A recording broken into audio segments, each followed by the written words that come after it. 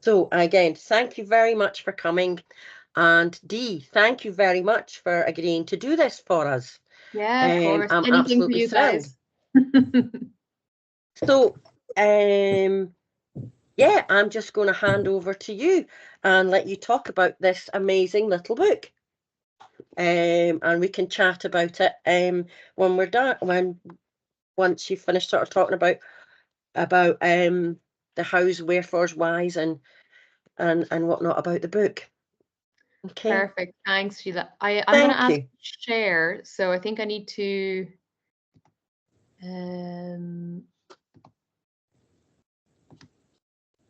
so let me know if you can see that. I can see it. I can see it. And I pressed the share button. Can everybody else see? Can everybody else see it? Yep, I can. Yeah, sorry, my dog is knocking at the door. Oh, bless him. Sorry, give me 1 second. He won't stop. Anna's put up her hand. I take it that means yes, you can. Yeah. Brilliant. Thank you in the talk. Right, Leslie so I'm and Liz Kelly. And Yeah. Sorry? Leslie and Kelly, they can see it as well. Brilliant. Liz and I are going to turn off our cameras and we will turn this over to Dee. Thank you very much. Perfect, excellent, thank you. So as Sheila said, I did a book on the witch trials here in Aberdeen. It's called Contagious Enemies, and the reason for the name will be revealed on the way, so don't worry about that. Just to get started, so the witch trials in Scotland, I'm sure many of you know all this already, but we'll just have a very quick introduction. So the witch trials in Scotland started in the mid kind of 1500s. Most people associate them with James VI, but for me, it actually starts with James V, so his grandfather. So James V was a rampant Catholic. He was an excellent Catholic, and Scotland was a Catholic country at the time. James very suddenly died, and he was replaced, well, not replaced, but his heir was Mary, Queen of Scots. Now, when James died, Mary was only 6 days old. So obviously other people had to come in to rule the country in her stead. It's sorry, it's my dog making faces. Sorry. So Mary, Queen of Scots, she was only a baby. So obviously she couldn't run a country. And as I'm sure many of you know as well about the rough wooing. So Henry VIII wanted Mary as a bride for his son Edward. And he came after her quite strongly. So Mary was sent away to France. So in very quick succession, Scotland lost 2 Catholic monarchs. James had died and Mary had left, and her mother, Mary of Guise, was left behind to take care of the country. Now, in Mary's absence, we had what was called the Reformation Parliament was formed, and Protestantism had kind of been bubbling away in Germany for a while. The Catholic Church didn't think it was too much of an issue, and especially in Scotland, because they had had such a strong Catholic monarch. But what happened in Mary's absence was a power vacuum formed, and the Protestants came to power and they formed the Reformation Parliament in 1560. So when Mary returned from France in 1561, there was a bit of a power struggle. So Mary was Queen of Scotland. She had been widowed in France, but she was Queen of Scotland, but they had the Reformation Parliament. So how were they going to kind of organize things between them? And during the power struggle that was going on between Mary and the Parliament at the time, Parliament managed to push through 3 acts that they were working on when she came back. And one of them was the Scottish Witchcraft Act in 1563. Some of the other acts were to do with adultery. I think one of them was to do with stealing, but the Reformation Parliament were really trying to push this kind of very moral living. They wanted to have rules on everything, on every moral, every sin that you could have. And one of them was the Witchcraft Act. So in Scotland, we had 5 major witchcraft panics. And the first one was started by James VI, so Mary's son. Again, as you probably know, Mary was put into prison when James was still very young, and James was raised by Protestants. So while Mary was Catholic, James was Protestant, and he fit in quite nicely with the Reformation Parliament. So we had 5 major Scottish panics. We had the 1590 to 1591, which is obviously the first one, but the one that's most relevant to us here in Aberdeen was the 1596 to 1597 one. Now, most people actually don't know that Scotland was involved in witch trials. And most people, including myself, are very surprised when they first hear about it. But actually, Scotland was one of the biggest persecutor of witches in Europe. I think we were only second or third to Germany. Germany was really a hotbed of persecution for witches. But Scotland was very vehement about going after witches, and the numbers are well into the hundreds of people who died during all these witch panics in Scotland. Of course, when you talk about witch trials, people always talk about Salem, but in Salem, I think only about 20 people died in Salem. So Scotland is very much on the forefront of witch hunting.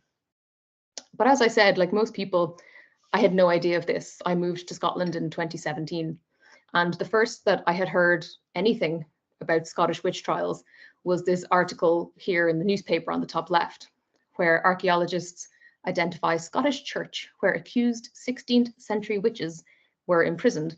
And this was an article where they were talking about some archaeology that had been done at the Kirk of St. Nicholas. Anyone who's not familiar with Aberdeen, the Kirk of St. Nicholas is a large church and graveyard on Union Street. And within the church, they were digging out some of the ground and they found these metal rings stuck to the wall. And they believed that those metal rings were actually what the witch accused had been tied to. Now, this was the first that I had ever heard of witches in Scotland, as I said. So I did a bit of digging, and the Aberdeen City Council actually have a really good page on witches and witchcraft in Aberdeen. So I definitely recommend that you give that a read. I won't go into all of it because it's quite a lot. But a bit more digging was revealing more and more about this all the time. And here in Aberdeen, we have this absolutely beautiful piece of art pictured there on the right called the Quine Shrine. So anyone who's not familiar with Doric, quine is the Scottish word for a woman.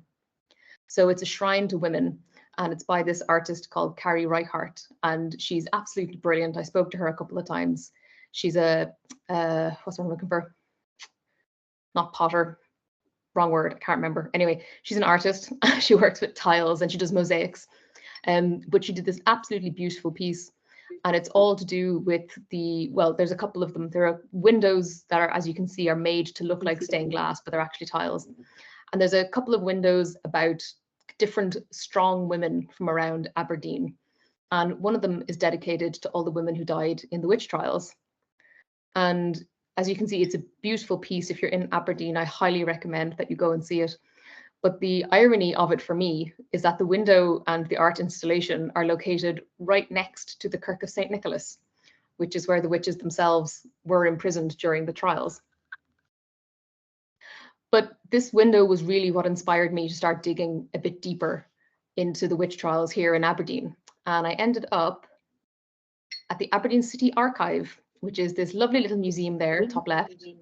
You would never know it was there.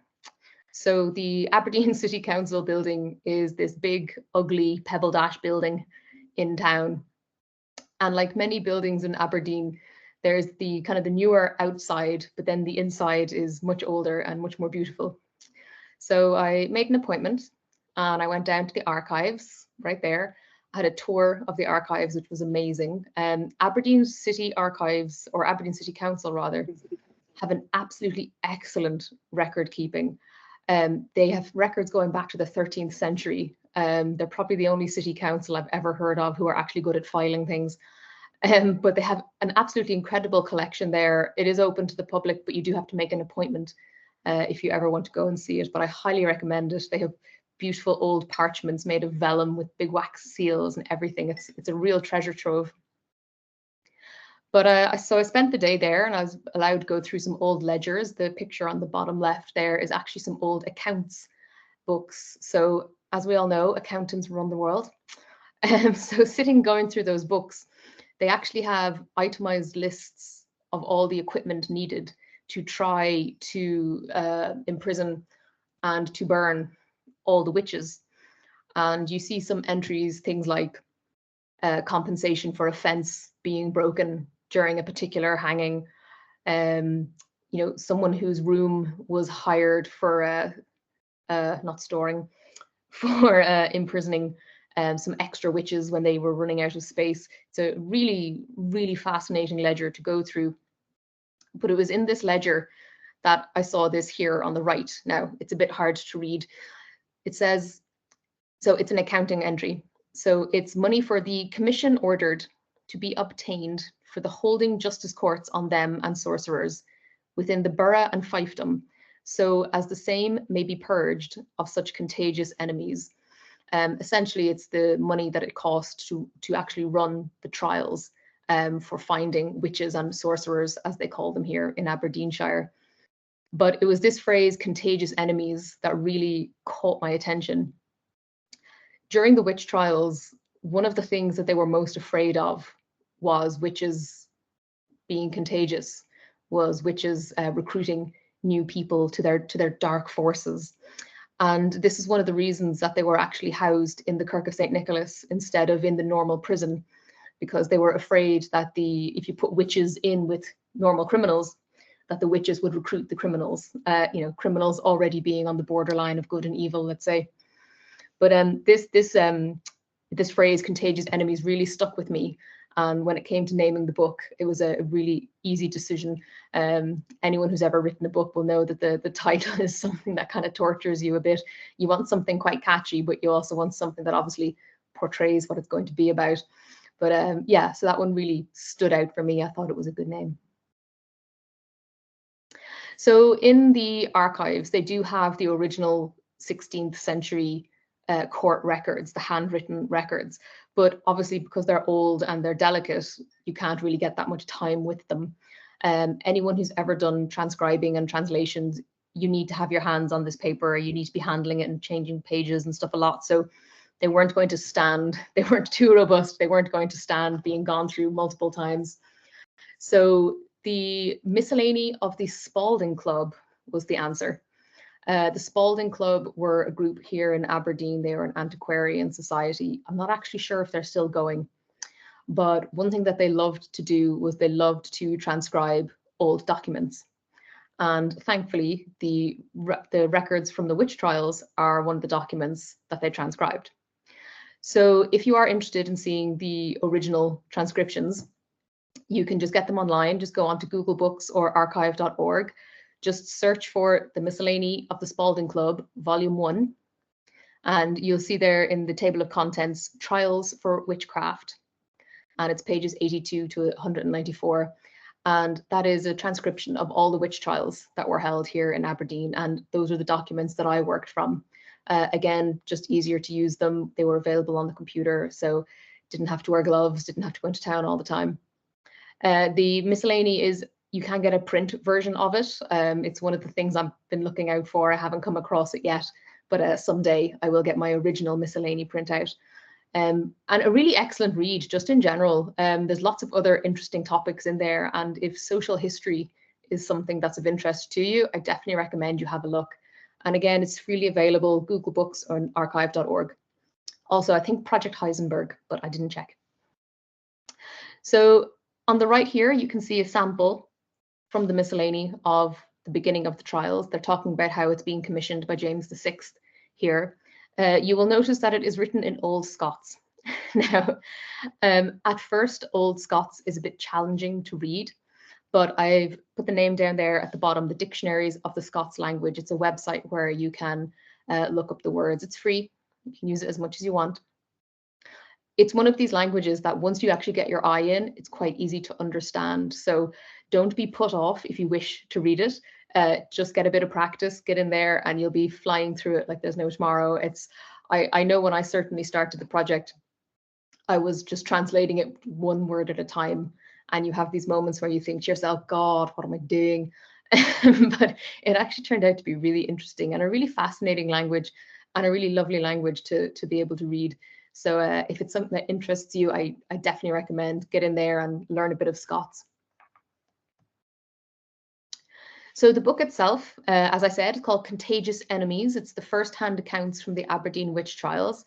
And this is just the contents page here to give you an idea of what's actually in it. I did a short introduction. When I first started this project, it was going to be the big book of Aberdeen witch trials.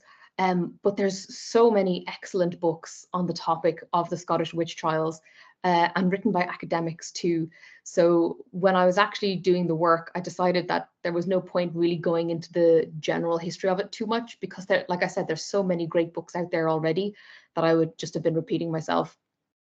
Also, this book turned out to be a little bit beefier than I expected. If I had put in a general history of the witch trials in Scotland, it would have been a hell of a book to get through. So leaving that out was probably the right decision. But yeah, I did include, I think I did, yes.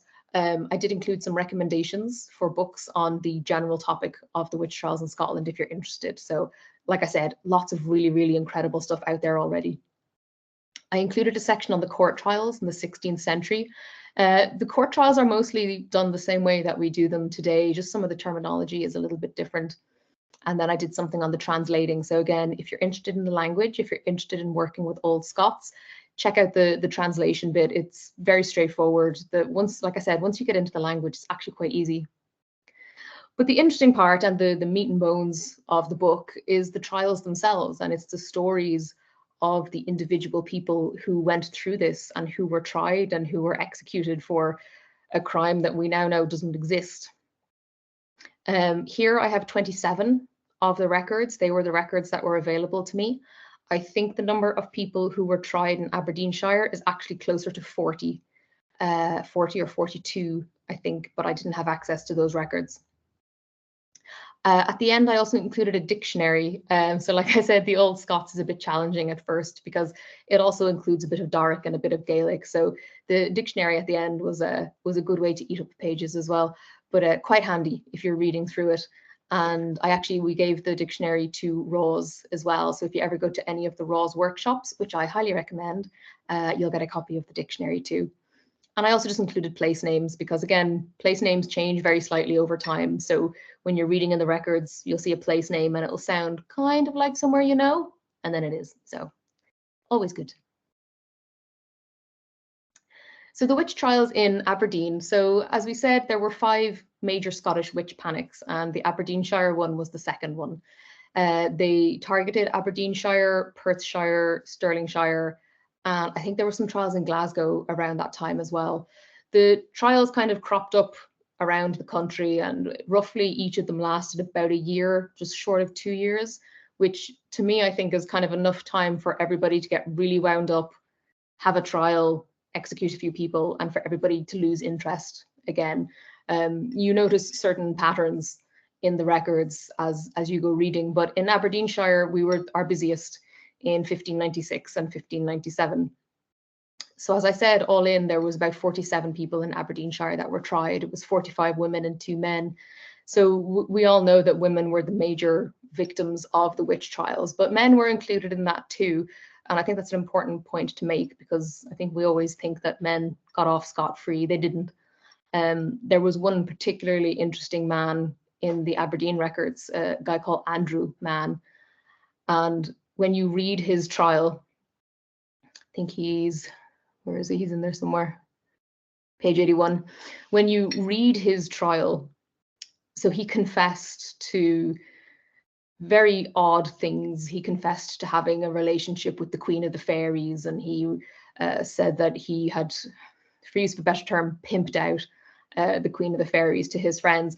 And the more you read his account of things, the more you see that this man wasn't well, which is one of the really sad things with the witch trials, is as you read these people's accounts, as you read the things they're being accused of, with a modern mind, you say, well, no, that's clearly something else. You know, it's either mental illness or it's senility, or it's just somebody being persecuted because they're a loud person. And it's quite sad, really. And when I did a podcast for a thing called Haunted History Chronicles, and one of the questions she asked was what stood out most to me. And what stood out most to me when you're reading the trials, when I was reading the trials rather, was this phrase, "This you cannot deny." And you see it repeated constantly in all the trials where you're accused of all these crazy, insane things, and it all ends with, "This you cannot deny." So people didn't even have a chance to defend themselves. And in the records that I looked at, I think only 2 actually had defense lawyers on their side. And if I remember correctly, they both got off. But for the most part, it was once you're accused, you're guilty, and that's kind of it. So as I said, it was 47 in Aberdeenshire. The numbers are always a little bit wishy-washy because, you know, that's just the number that we know of. There's always going to be kind of unofficial trials held in places that we don't know about. 27 of those are covered in the book.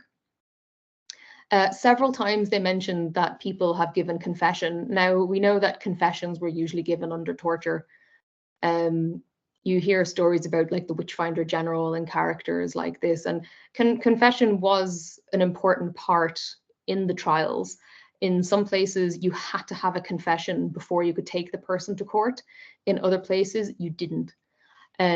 Confessions, of course, given under torture, people are going to say anything. And some of the things that are confessed are completely bonkers. And you hear some of the things that people admit to doing, and no normal, rational person would admit to these things. But you have to remember that it was usually given under torture. And one of the most common forms of torture that was used here in Scotland was sleep deprivation. And if you've ever looked into sleep deprivation, or for any of us who've pulled many all-nighters, you'll know that your mind gets fuzzy quite quickly when you're tired. So you can imagine that you're under this immensely stressful situation and you haven't slept in probably days. You probably haven't eaten in days. And again, you're highly upset, highly stressed. You know, you're going to say whatever they want you to say eventually. The trials here in Aberdeen, the witch accused were held in the Kirk of St. Nicholas. So again, anyone who's not familiar with Aberdeen, that's the Kirk of St. Nicholas down there at the bottom. Very beautiful church and graveyard to walk around. They were held in the steeple. Now, I'm not sure exactly what part of the steeple, and I'm not exactly sure if that is the steeple from that time. I did reach out to our friends at the Kirk of St. Nicholas to ask for information from them, but they didn't reply to my emails. So it's still a bit of a mystery for me. But when you consider the conditions that they would have been held in, a church is not a building that's designed to be lived in. Churches tend to be cold. And if you consider you're up in that tower and there's no actual windows, there's probably just slits in the walls. So you're cold, you're getting rained on. It's Aberdeen. You know, a lot of these trials happened in early spring or in winter when the weather would have been horrendous. And a lot of the people who were held there, they either died early, they died before their trial from exposure. There was actually some suicides as well. People did take their lives rather than be tried, which you can understand. And then, of course, a lot of them, when they went to their trial, they knew that that was kind of the end. So, yeah, I think you can understand it was a pretty rough ride altogether. They were tried in the toll booth, but it's not the toll booth that we know today. So the toll booth that we know on Union Street is from the 18th century. The toll booth that the witch trials would have been held in isn't there anymore.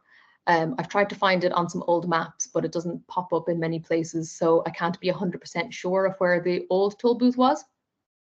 But again, if you are in Aberdeen, or if you're familiar with Aberdeen, the toll booth at the top of King Street and Union Street, they're actually doing it up at the moment, I think. When they reopen, I highly, highly recommend you go on the tour. It's a fabulous place.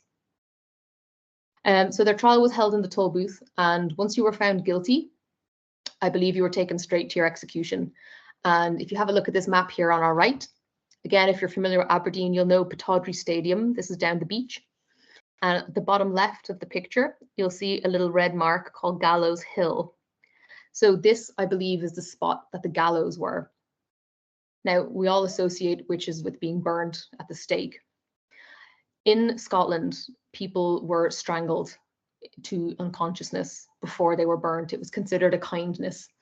In the records, it just says to be burnt. It doesn't mention strangling. It mentions strangling, I think, in one of them.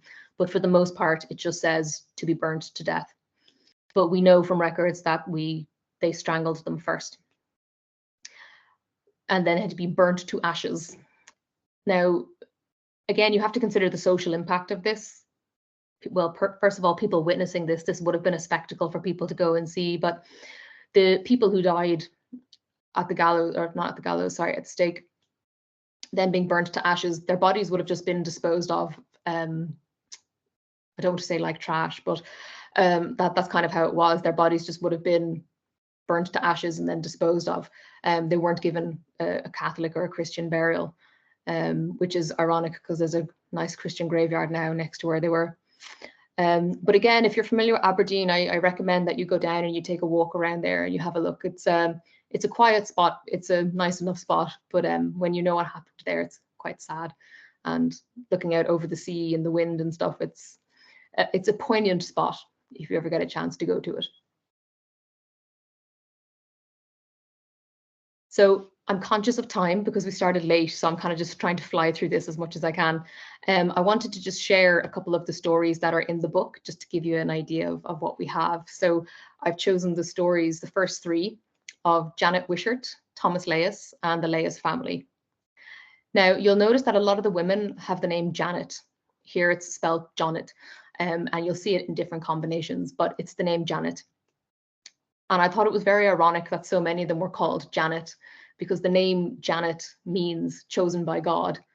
And you just think that, well, they clearly weren't, were they? So the story of Janet Wishart, so she was the first woman in Aberdeen to be tried for witchcraft, and she was the first woman to be executed as well. But the reason that her story really stands out is because her entire family got roped into it. So Janet herself is the mother of the family, and her son, Thomas, was also tried for witchcraft.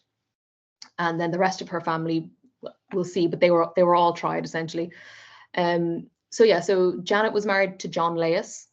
In court, if you're a woman, you're tried under your maiden name, which is why she's Wishart. So John and Janet had their family. They had Thomas, their son, and they had three daughters, Elspeth, Janet Jr., and Violet. So as I said, Janet was the first woman to be tried in Aberdeen. She was tried on the 17th of February, 1596. Now, remember, before this, she would have been held in prison. So she probably would have been in the kirk over winter, which would have been horrendous conditions. It would have been freezing cold, soaking wet. And Janet had a really long rap sheet. So she was accused of consulting with the devil, of being seen out and about in suspicious circumstances at night. She was accused of causing suffering and death from sickness, death by drowning, the death of children, causing illness and insanity in animals. You see that a few times where animals apparently suddenly go crazy when witches are around. She's accused of causing loss of goods and money, accused of trying to recruit others to become witches too, accused of being caught making charms and taking pieces of a hanged man. So again, at the time, criminals would have been hanged. It was a normal thing, unfortunately. And apparently one night she was caught trying to cut pieces of flesh from a hanged man before he had been taken down. That would have been used for witchcraft, obviously. She was accused of turning into an animal. And this is a really interesting one. So she was accused of turning into a dog, and a dog attacking people. And one of those people was her son-in-law, who was beating her daughter. And as you're reading this story, you kind of think to yourself, yeah, I can kind of understand why you would turn into a dog and attack him. He doesn't sound like the nicest person. But that's just part of the rap sheet against poor Janet, and she was sentenced to death. Now, the sad thing about this is when you're reading through it, it's all her neighbors who are accusing her of these things. It's all people that she would have seen on a daily basis, spoken to on a daily basis. There was one person who she was trying to buy goods from, and because she kind of bartered too hard to get a good deal, excuse me, they spoke out against her. And as you read her story, as you read her trial, her biggest crime seemed to be being a bolshy woman, which we know wasn't the fashionable thing at the time. They preferred their women to be a little bit on the quieter side. Excuse me. But Janet's only crime to me was that she was a loud woman. But a lot of her neighbors spoke out against her, and she was found guilty of everything against her. And one of the other things that you'll notice in the records is the person being accused doesn't really get a chance to defend themselves, as in there's no account of them having their say during the court record or during the court trial. It just seems to be a reading out of the things that they've done, hearing the witnesses, and then accusing them, or then, what's the word I'm looking for? Giving them their sentence, sentencing them, there you go. There's no record of the person being able to defend themselves. There's a little side note in one or two places where they say the accused denies this, but that's about it. So that was poor Janet. So she died on the 17th of February. And then on the 23rd of February, so only a week or so afterwards, her son was also up for witchcraft.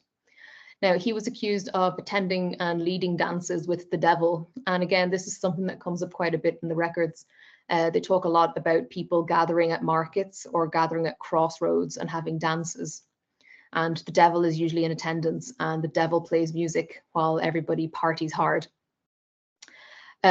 He predicted, apparently, that now they use the word concubine, which I've assumed is lover. Could have been girlfriend, it could have been fiance, I'm not quite sure. But apparently he predicted that his, let's say, girlfriend, Elsbeth, was with child. And this is one of the really sad parts of Thomas's story, is that in the court records, it's noted that he tried to get Elsbeth to run away with him so that they could run off and get married, but she said no. And you wonder what would have happened to him if she had said yes. But so apparently Thomas had asked her to go and meet a man out in the hills, and this man was the devil. So again, recruitment, this was something that they were really afraid of. He threatened people who accused his mother, Janet, of being a witch. I think we can all understand that that's quite a normal thing that you would do. Simply being accused of being a witch was quite enough to get you into trouble, especially if, like Janet, you seem to have been a loud woman that many people didn't like. He was also accused of conducting witchcraft with others, including his mother, and accused of speaking with the devil while in prison. So there is an account that there were some witnesses who saw Elsbeth, his partner, his girlfriend, coming to see him in prison. And they did record what she had said. But they said that he also spoke to the devil, and that the devil came to visit him and his mother when they were in prison, and that the devil encouraged them to say that they were guilty. And poor Thomas was also sentenced to death then. And again, just as you read these stories, just the sadness of them comes across so strongly. Yeah, it's very emotional to read them, I think. So he was tried and he died on the 23rd of February, and then on the 22nd of March. So within a short space of a couple of weeks, you know, this entire family was taken into court and tried. So Janet has now been executed. Her son Thomas has now been executed. So now her husband and her daughters were brought up to court as well. And the rest of the family were charged for being accessories to witchcraft. We can only guess that maybe they had a slightly better reputation in the community than Janet and Thomas did. But they're essentially just accused of knowing that they were witches and maybe helping them a little bit. And for that, they were all banished from Aberdeenshire. So John and his 3 daughters got to leave. Banishment at the time would have been quite tough. If you think about how your life would have been quite small, your world was quite small, you would have been quite a part of your community. So upping sticks and moving to somewhere completely different would have been a bit of an upheaval. But also, how do you explain that to the new place that you show up in? But they were all banished from Aberdeenshire. Now, we don't know exactly what happened to the rest of the family, but there is a record for Janet seeking permission to get married in 1602. So we can assume that they did manage to go somewhere and they did manage to start a new life together. The permission for marriage was the priest in whatever parish Janet ended up in. They don't say which one it was.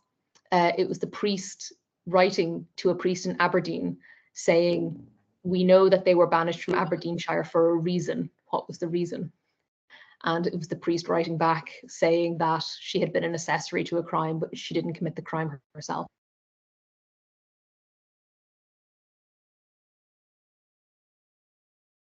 About it, it's okay. So overall, 24 people were executed in Aberdeenshire between 1596 and 1597. The last trial in Aberdeen was April 1597. So the trial itself, so that's a year and 2 months maybe. And again, that kind of fits in with the timescale that we see with all the panics, is that they're just between a year and 2 years. So yeah, last trial in Aberdeen was April 1597. The last execution in Scotland was 1727. If you've ever been to Dornoch, that's where the last one was. And the Witchcraft Act was repealed in 1951. So it wasn't even that long ago.